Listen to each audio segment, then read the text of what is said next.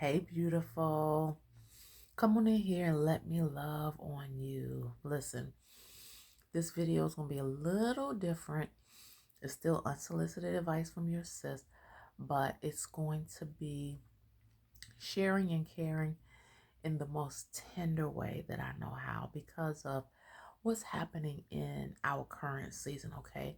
So I'm going to thank you in advance for liking the video, um, for subscribing, of course, because I want you to be first to get the latest and the greatest on the channel. And I want you to do me one more favor. Comment below if this touched your heart in any way, if this blessed you in any way, okay? So we just celebrated Mother's Day at the time of the recording of this video because you may catch it on a replay. Someone may send it to you, and I don't know what particular time it is for you. Um, but currently, we just celebrated Mother's Day, and it touched my heart because I know that while many women really just relish in the day and they look forward to the flowers and the brunch or the mani and the petty or the nap, or they look forward to all of the kids coming around, all of the grandkids coming around, but yet there are some that is such a tough holiday. And especially for those who are missing their moms or those who don't have a great relationship with their mom, and the same thing for their children, those who have lost children or those who are estranged from their children. It's a very tough time. It's not a happy day at all. So I just want to talk not even only to moms today, but I want to talk to my sisters who are grieving. I want to talk to you. It doesn't have to be because your loved one died most recently. You could be 1 year, you could be 2 years, you could be 22 years after the loss of your person, your connect point, that person that had that very special piece of your heart, and you just have not been the same since. I just want to encourage you. There are no real words that can fill the void of you not being able to call that person, to text them, to celebrate the big or even small things with them. You feel something broken and something voided inside you. And so I just want to take a moment to say to you that I love you. I want you to hear it from my heart and know that if you can open your heart, your whole heart, to love again, then that will help you not get over and not get past this, but to grow through grieving moments. Hear me again when I say, if you can open your whole heart to love again, you can grow through grieving moments.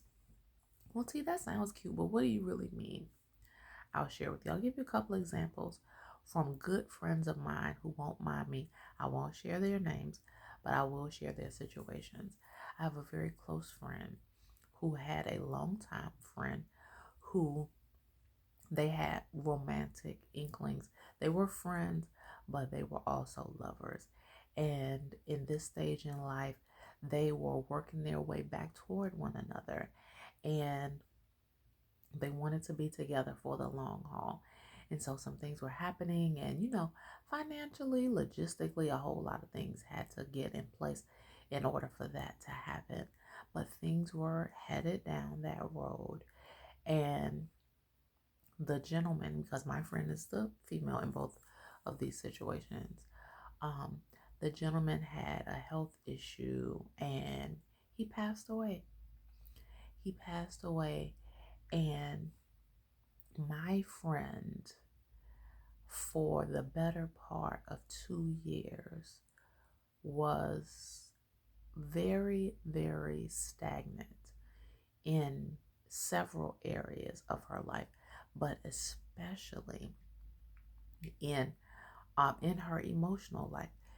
She even said as much to me is that she doesn't think she'll ever be able to love that way again.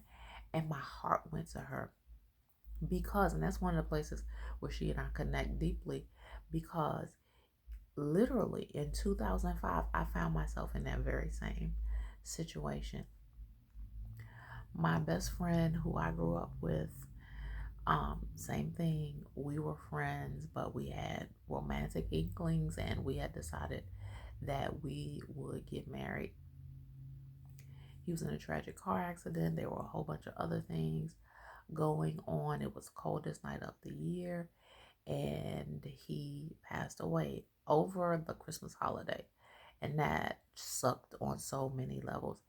And I said, there is no way I'll ever get married. I said, if I get married, it'll just be in name only. I will not ever be able to love like this again, nor do I want to.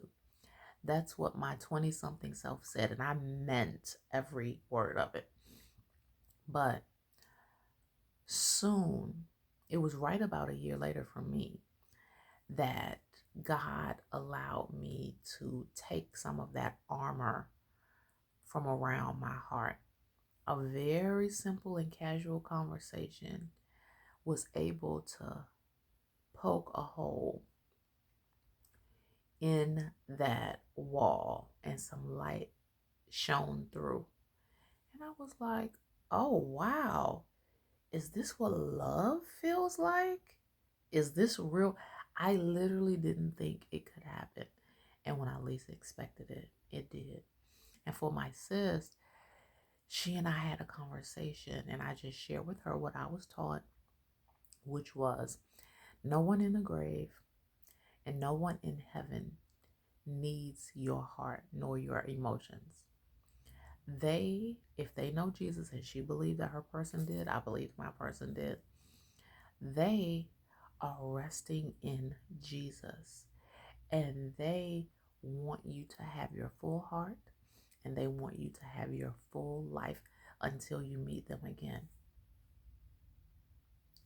That was such a tender and loving message to be able to share. And I saw the spark light up again for my sis, and I was so blessed. And she understood that, wow, it's not a sense of loyalty to say, no, this part of my heart will always belong to this person and this person only. But in fact, you need your whole heart present here with you in this life to love again, to heal. Not that it won't ever hurt again, and not that you won't ever cry again, but to live fully, to love fully, and to heal. My other girlfriend, she's having to work through that same challenge with a parent. She lost her dad about 18 months ago from the recording of this video, and it has been a task. At the mention of her dad, she would tear up.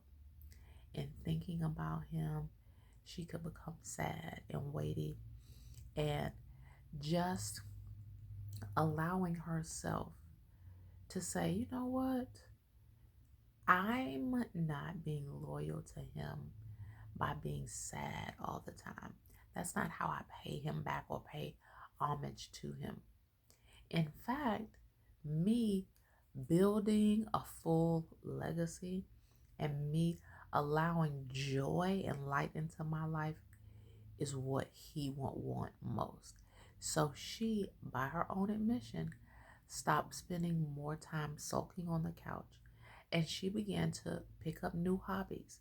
So She began to take dance classes. She began to connect with friends and do things that really gave her joy, really made her feel good. And she knows, even though she gets sad, even though she tears up, she knows that by having a well rounded life, by keeping that strong work ethic that her dad had, by connecting with people on a rich and deep level, she knows that that is the type of legacy that he wanted for her. And so her heart is full, it's healing, and it's open. And so I pray that if you are dealing with grief, that you will be able to see yourself reflected in these stories, in these situations, and that you allow God to minister to your heart, to mend the broken pieces, to fill the voids in those areas.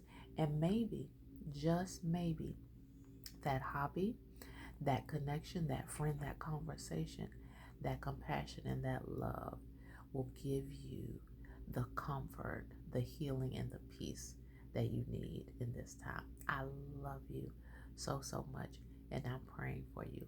I'll talk to you soon.